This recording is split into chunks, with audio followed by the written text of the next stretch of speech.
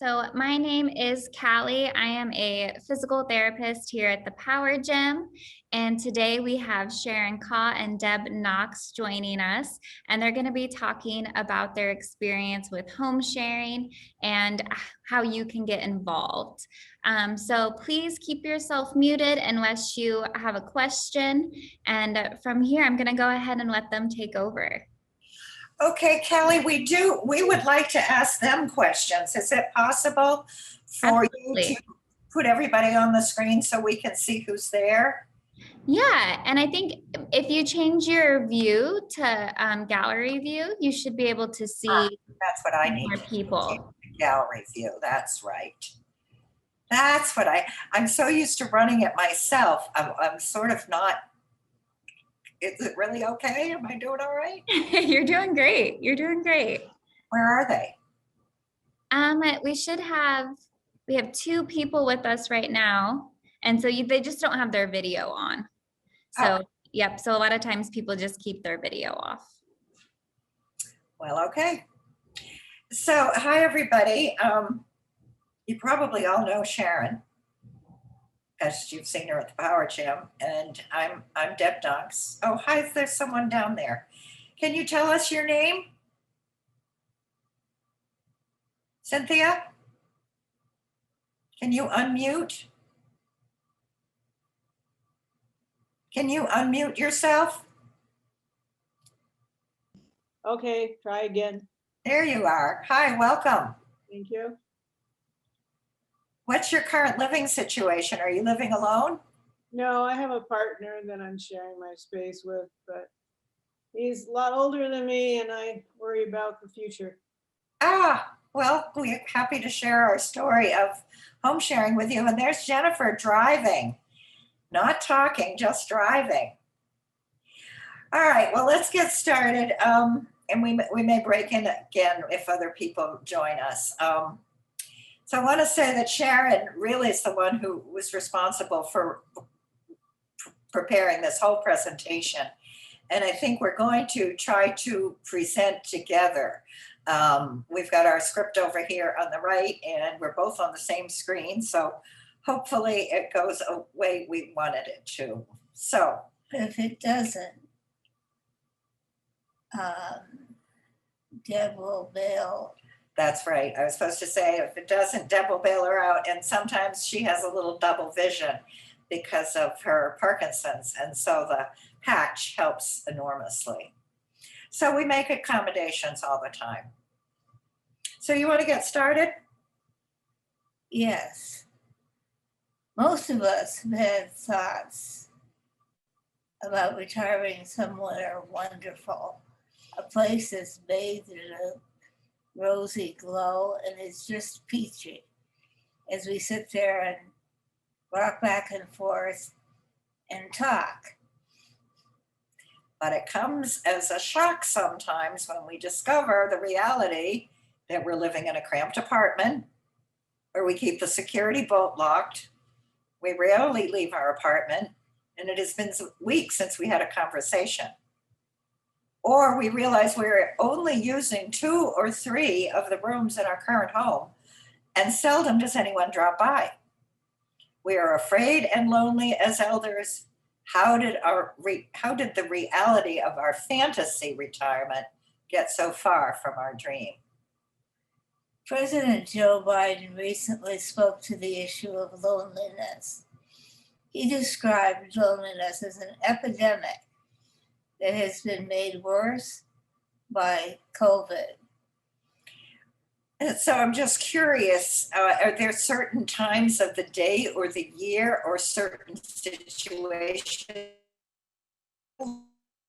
or does it look to you? And what's it for you? I think I'm loneliest when I'm in a crowded room and don't know a soul. So for you, it doesn't show up at home. I used to get lonely when I lived alone around happy hour. I'd be there, I might be watching TV, I might be on the phone with some girlfriends, but I was alone. And that's one of the things I like most about living with Sharon. There's some So Sharon, you want to pick it up? When Biden called on Americans to find ways to reconnect with one another, he had probably never heard of shared housing, but it is an idea whose time has come. Quite simply, it is a matching service. Shared housing is a living arrangement in which two adults make a decision to live together, two or more, in the case of Cynthia being a couple, decide to live together in a mutually beneficial way, based on similar values, interests, and tastes. If people had to move out of their homes because it couldn't afford a mortgage payment or could no longer manage all the property, shared housing may be for you. Or if you're lonely, shared housing may be for you. There are more than 50 shared housing programs in the country. And on June 22nd, the Pima County Board of Supervisors will vote on a proposal to fund Pima Council on Aging to actually start a home sharing program here in Tucson. There's a lot of excitement around the idea. Sharon's concern as a parkie way before such a program existed was, how do I find a housemate? Because she felt like an unlikely match. When I was diagnosed with Parkinson's in 2004, all my plans were changed. I was convinced that nobody would want to live with me. Who would share a home with a parkie? And it turns out that sharing housing is an exceptionally flexible tool for improving one's quality of life in so many ways. And we're going to share a lot of that with you now.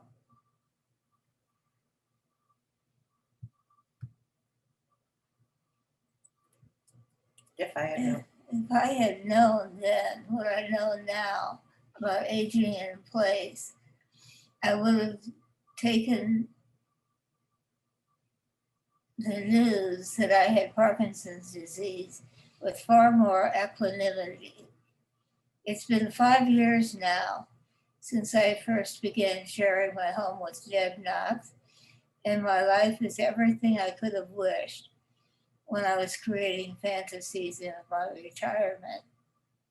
The thing that makes home sharing so distinct is the notion that sharing a house with someone can be of mutual benefit. It can make it possible for people to stay in their own homes longer. It can be financially beneficial. In our case, sharing a house saved me the amount of my mortgage. And it saved Sharon money because the alternative would have been to pay someone to be in her house overnight because she's afraid of falling and to cook her evening meal. The most important benefit is that it can provide companionship. In fact, it's so remarkable that the Pew Charitable Trust came to Tucson and did a video that describes the benefits far better than we could. So we'll let it speak for itself. Callie, you want to play it now? It takes about 5 minutes.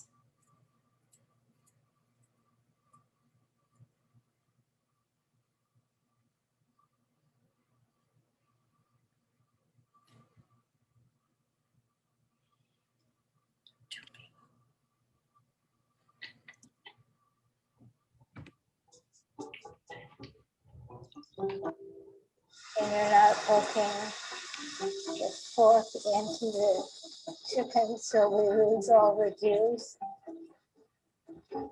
Oh, is that why you weren't allowing me to? That's right. A condo midtown, and I was ready to downsize, or right size as I call it. It was more space than I needed, and I was paying more for mortgage than I wanted to be paying as my business kind of slowed down a little bit. What else do we have to talk about? That's it. I retired from the University of Arizona in 2005, just after I was diagnosed with Parkinson's disease. Everything came to a head when I took a very bad fall one night. I realized that I needed to find somebody to live with who had a commitment to me. And I know that if I were to go to assisted living, I couldn't get the quality of care that I'm getting by staying home. I think there are a lot of people my age who are making lifestyle changes based on financial circumstances. We're trying to anticipate the fact that we may live a heck of a lot longer than we thought. That looks great. Does, doesn't it? If you two were on an even footing, who do you think would be better cook? I think that Deb would be the better cook. Are you just saying that to be polite, consider mine? Yes, I'm thinking, what would be the consequences if I said that I was the better cook and I didn't like what I saw? Sharon was telling a friend about her need for somebody to move in. And my friend Mert happened to say, I think I might know somebody who's interested. Very good. And Deb called me that very same night, and there was a connection between us. Today I'd been here for the first time. She said, well, what is it you're really looking for? And I said, intimacy. And I was a little alarmed because I didn't know what that word meant to her. And when I asked her, she said, it's being on the inside looking out rather than being on the outside looking in. That was a profound statement. One of the first tests of our relationship came when the moving truck pulled up in front of my house and unloaded her furniture. And I thought surely she would see the superiority of my coffee table to hers. A dear friend of mine had made it, and I was very attached to it, and I thought it would look perfect in the living room.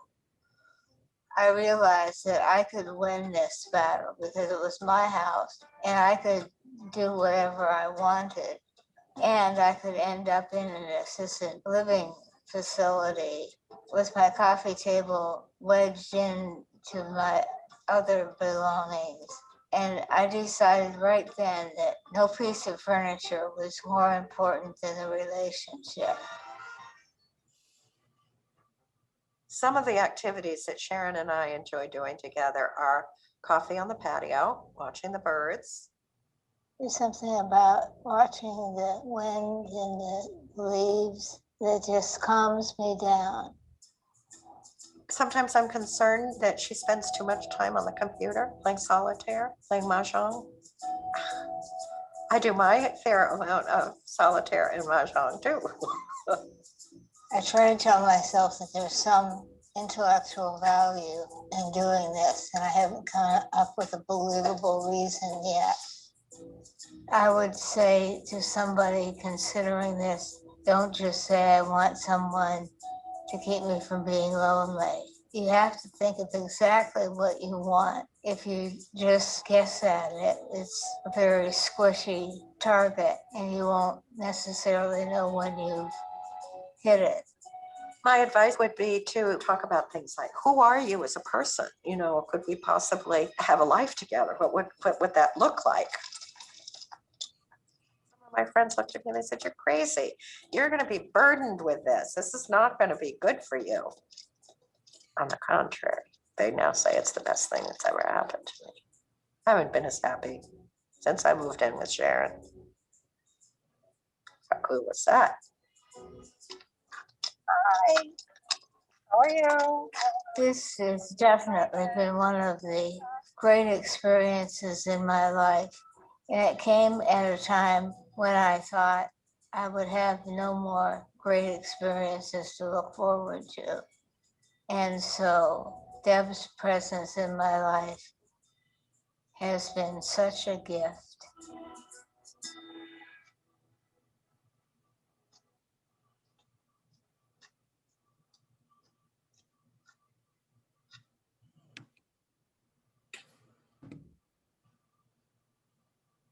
All right, back to you guys. That was wonderful. Thank you. Thank you. So what about the video struck you? Anything in particular?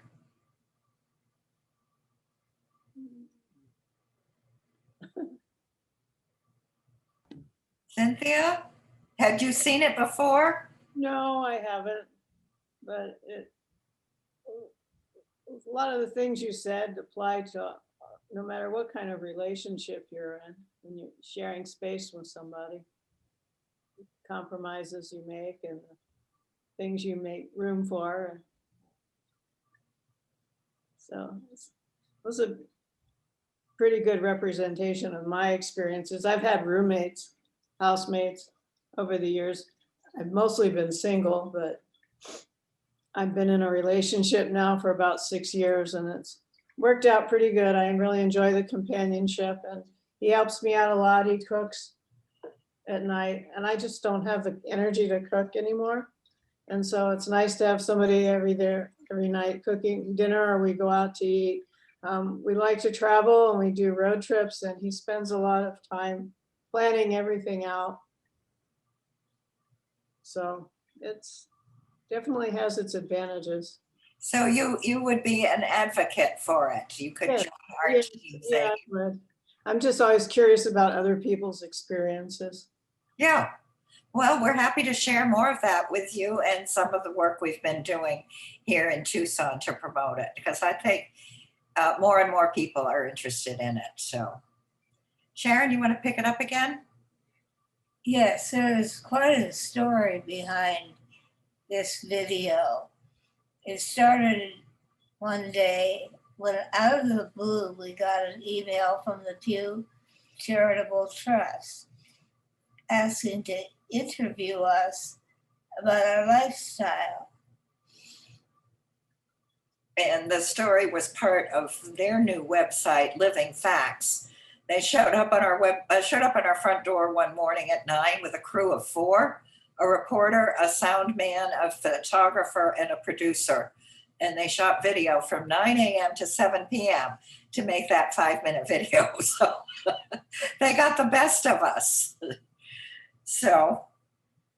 But the question is, why would a big fancy organization like the Pew Charitable Trust care what 2 old ladies in Tucson, how they were living together?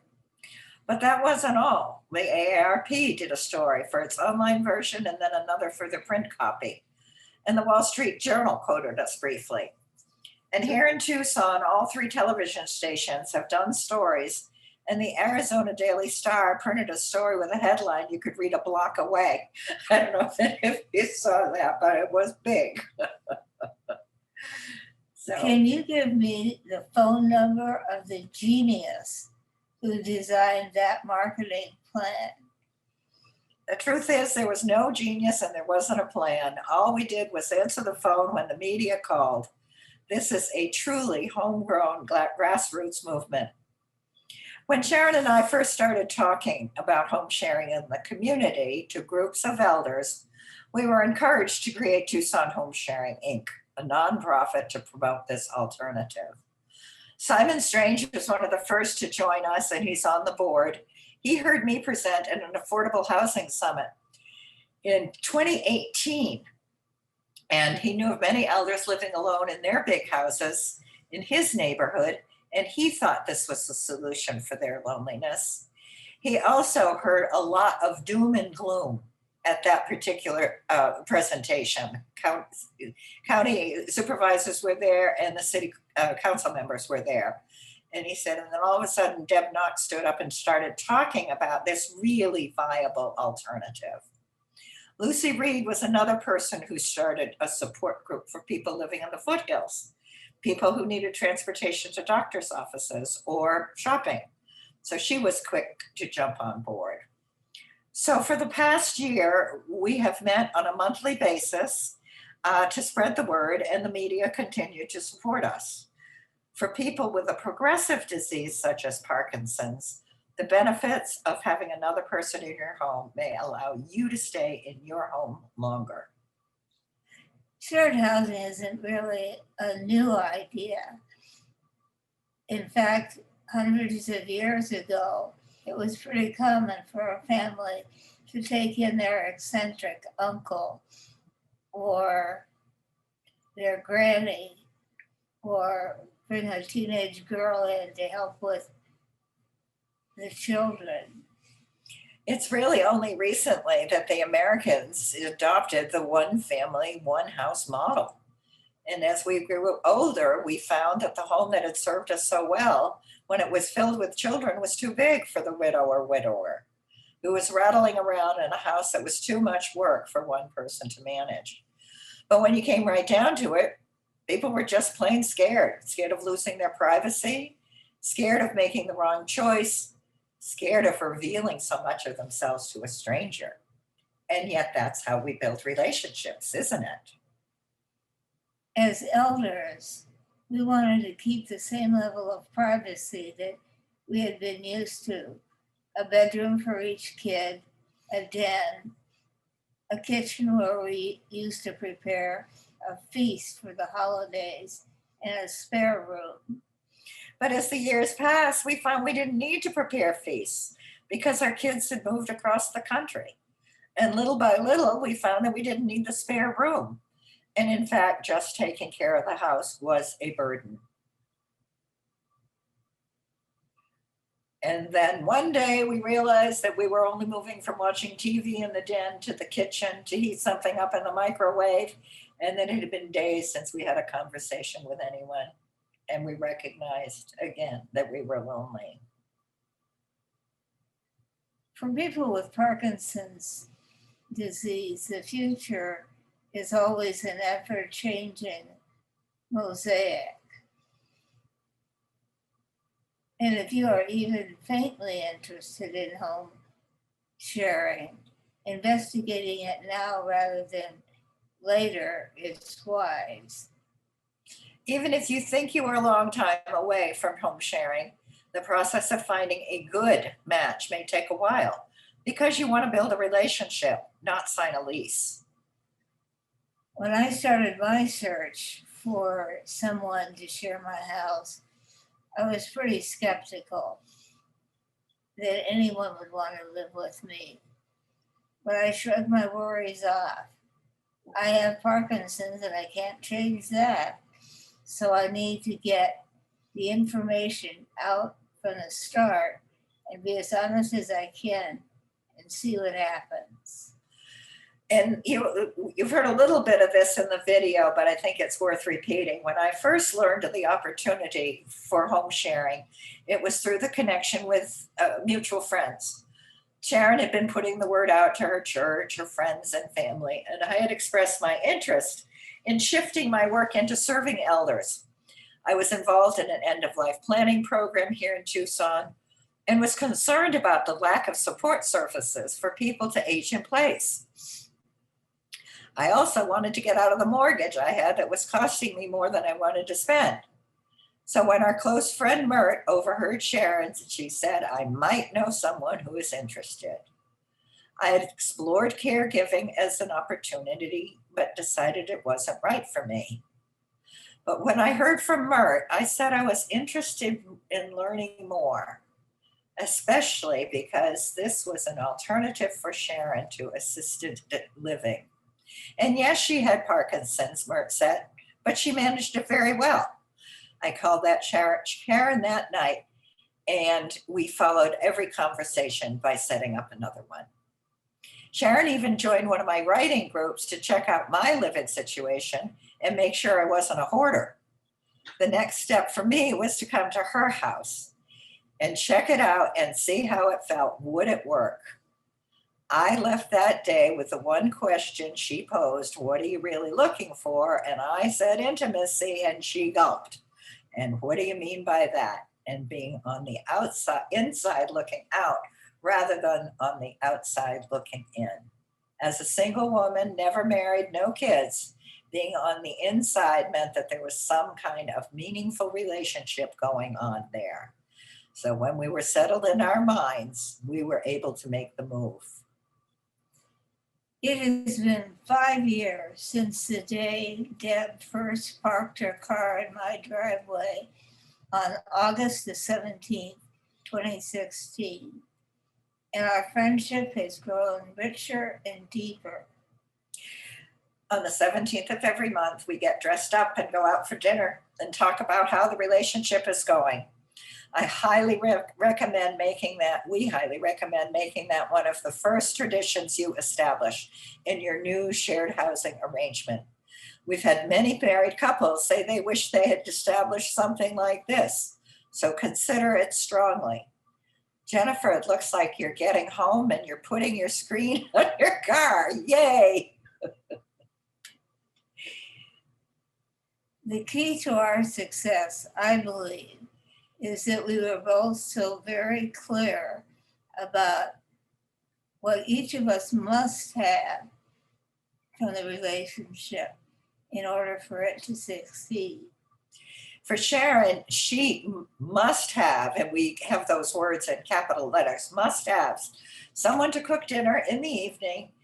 And as far as she was concerned, everything else was up for grabs. One of the reasons why the coffee table was easy to go away. She didn't dither around about it. I was also clear that I wanted more financial freedom. And by getting rid of more mortgage payments, I increased my cash flow at no out-of-pocket expense. And Sharon got dinner every night without having to pay someone to cook it and serve. So it was truly a win-win situation. Sharon's Parkinson has increased over the past 5 years, and so have some of my responsibilities. She still has a caregiver 4 hours a day, 6 days a week, to help with doctor's appointments, dressing, household chores, etc. Sharing a home with Sharon has made me more aware of the needs we all have as we age. And we are honestly able to be mutually supportive of one another. I can whine about my aches and pains, and she's a sympathetic and helpful listener. And we were equally clear about the kind of relationship we wanted. It was not a landlord-tenant relationship, which is limited to a financial transaction once a month and signing a lease, nor is it a romantic relationship. Both the affordability factor and the loneliness factor are keys to why home sharing is trending. The intimacy that I longed for was undefinable at the time, but it means more now than ever before. Sharing a home is a private relationship that requires respect and mutual responsibility. Intimacy changes over time as you become more aware of who you are and therefore how you influence the ones you live with. Home is a special private place, and it's wonderful to share it with another. Have any of you had an experience in home sharing? Any of you being you, Cynthia or Callie, maybe a roommate after college or something before you got settled down? And positively or negatively, how has that affected your thinking about home sharing? I've had students stay with me. When I first moved to Tucson, I had this tiny 2-bedroom duplex, and I had a roommate there. Somehow she managed to keep her cat in the room, her bedroom. I felt sorry for the cat, but it was okay. We had a few issues, but we worked it out. And I actually had a male housemate for about 10 years. Apparently when he moved in, he was romantically interested in me, and I didn't pick up on that. And I just ignored it apparently and didn't pick. And occasionally there were outbursts of anger, but I just kept plugging along, and it got bad towards the end, but I knew I was going to be getting a teaching job someplace and moving, so I didn't want to have to make any big changes within a couple of months, because then I'd have to do it again. Maybe, as it turned out, I ended up down in Nogales. So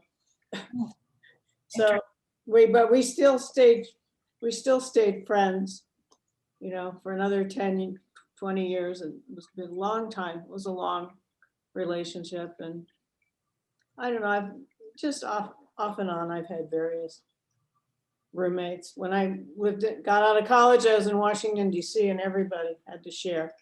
Yeah, we couldn't afford anything more. Yeah, I had like 3 roommates there in one place. So it has its pluses and minuses, and you have to see. I had a couple of bad ones, but overall, it was a good experience. And you change too, your needs and your expectations and wants when you're older in life versus when you're young.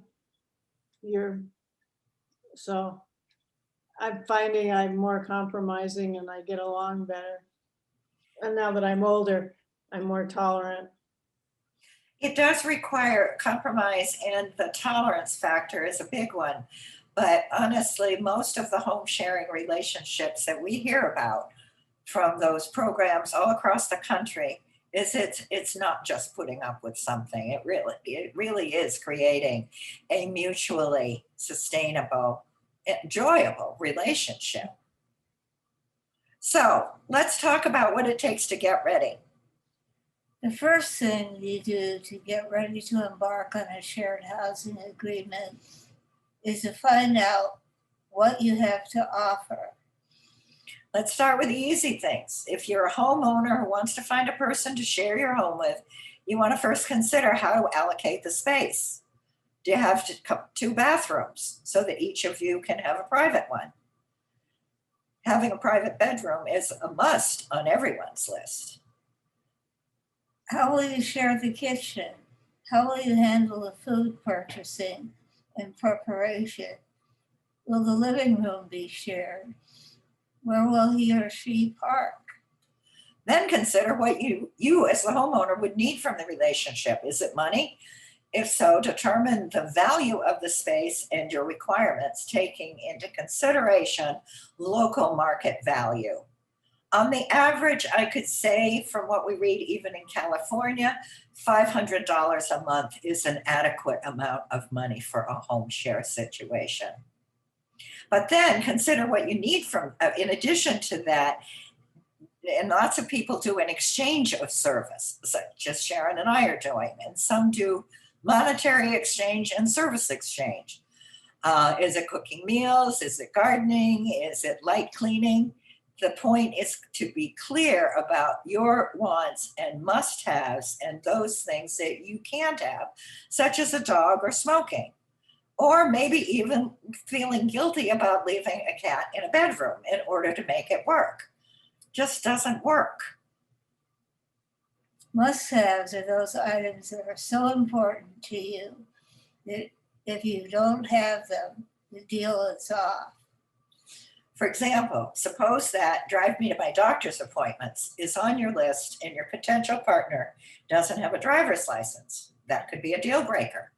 But you could get creative and consider whether Uber or Lyft would work for transportation. If you're a home seeker, you will want to consider what you have to offer that would be of equal value to the space that is being offered by the homeowner. You might list things like provide 15 hours a week doing handyman chores, drive homeowner to doctor's appointments, and provide 3 hours a week in computer troubleshooting, or cook dinner 6 nights a week. Now is the interesting part, because it's fairly easy to match the basics, like homeowner A needs a cook and home seeker B loves to cook. The part that makes a match, however, is all the little things that can irritate you that make the relationship fail. Things like, what kind of music do you like? If it turns out that you like loud rap music all day and all night, and the other person prefers classical music, you're unlikely to have a successful match. Or your idea of kitchen cleanliness is wash each cup when you've used it, and your potential partner washes up whenever there are no more clean cups on the shelf. Not a good match. If you are interested in learning more about compatibility, we strongly recommend resources developed by Anna Marie Pluhar over the last 20 years. Anna Marie is the founder of Sharing Housing. She has a book, Sharing Housing, a guidebook for finding and keeping good housemates, compatibility surveys, and a website. When you have been sitting here listening to this, have you been thinking to yourself, I wish my Aunt Bessie could have been here. She's so lonely. But I don't know. But then you begin to worry. How would she ever find someone to be a good housemate? And so there are things that a formal program will offer. Sharon and I didn't need to do this because we trusted our referral source, but they would do background checks. They would provide the surveys so you could find somebody who's more perfectly amenable to your interests. We didn't sign a legal agreement or anything like that. So it's easy to get overwhelmed thinking about how to make it happen, and it doesn't need to be that way. And that's because next Wednesday, June 22nd, the Pima County Board of Supervisors will vote on whether or not to fund a $200,000 pilot program for home sharing. so we are asking you and inviting you at the end of our talk, which is coming up soon, to, if you're willing, write a letter to them. The program will provide information, assess your interests, ensure safety measures, and background checks when matches are finally made. The program uses software, like dating software, to assess interests and preferences. But then they have trained professionals. Cynthia, I see you smiling. You have trained professionals to make sure it's a good match. So before you even sit down with somebody, you have your own information and their information in front of you. So if you'd like to support this program, you can do it in the following way. Write a simple letter to the Board of Supervisors. Callie has a handout that she could post, and we will send it to all two of you. Some of the reasons you might put in your letter: home sharing is a badly needed affordable housing choice in Tucson. Home sharing addresses the issue of loneliness in a natural, supportive manner. And home sharing addresses the needs of both homeowners and home seekers. So meanwhile, we encourage you to think about this alternative. Contact us through the gym or our Facebook page. And by all means, talk to your family about it and see if they see this as more than a viable option for peace of mind, for yours and theirs, for safety, creating a peachy environment for yourself when you retire. And that's it. Thank you very much. Cynthia, I got a negative for you on the dating software. I just remember I signed up with a number of those services, and they just were really good at taking my money, but not really good at results. But it's a different kind of relationship, though. It is, and the money is, that's why the program is, most of them are run by nonprofit organizations. That's Pima Council on Aging. And so at most there is a $50 registration fee, and that's it. So it really doesn't cost you a lot of money to explore the option. And especially if you take the steps that we encourage you to take with these Anna Marie's resources, you can get an awful lot of clarity about what you're looking for and how that will make a difference in your life. So do you think we shouldn't say dating software? I'm sorry, what? Do you think we shouldn't use the term dating software? Well, I think it's a different situation. I mean, with dating, you're looking for that right chemistry, and nobody can really, most people, you can't really choose that for somebody else. You know, it's got to be it's a personal choice. Right. You know, whereas your situation, you don't have that element in the same way. And as we had our conversations, we discovered more and more about what made it compatible. Yeah. Jennifer. Yeah, I was just thinking, I should turn off my radio, I'm sorry.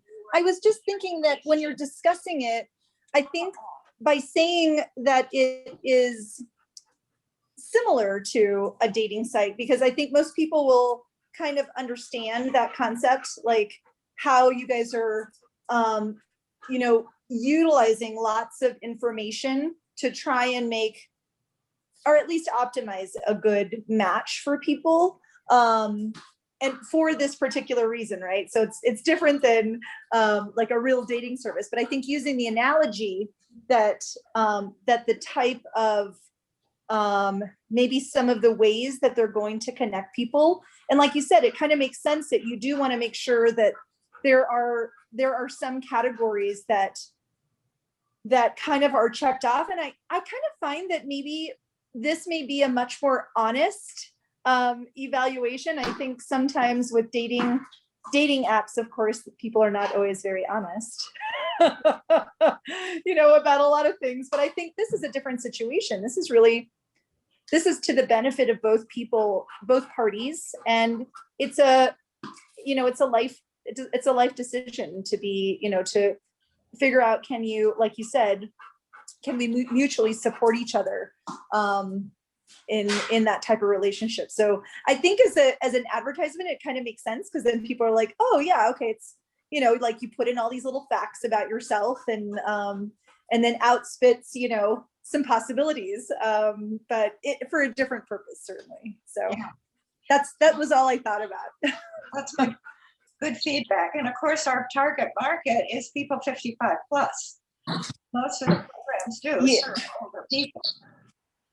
So yeah, but I think, I think that, like you guys were talking about, the last year, even though it has been a year of loneliness, certainly, it's also been a year of some people really learning about technology, right, Sharon? Right. So really trying to get in touch with technology and being able to utilize it. And I think that this is what a great way to be able to take a program, and give it some funding to really see, is this something that can really make a difference in a community, and how that should be spread everywhere. I mean, we are in an aging world, and I think having choices about where people need to live, I think is so important. I don't know if it's maybe just my culture and my family, we are always people that make sure that we take care of each other, and my family. So it's like, I want, my grandmother wants to live at home. And so we just do whatever it is that we figure out, my aunt lives next door and there's a gate that connects, and we all go over. So you figure out ways to make things work. Because like you said, everybody has choices. And I think that having people just like Sharon just saying she didn't want to leave her house, and I appreciate that, and the ability to find ways to get that done I think is such a noble way to get that accomplished. So I'm really proud of you guys for doing this. I think it's great. Thank you, Jen. Thank you. So brave, both of you guys. It's so brave and courageous, and I think it paves the way for others to do the same thing. It really is. Yeah.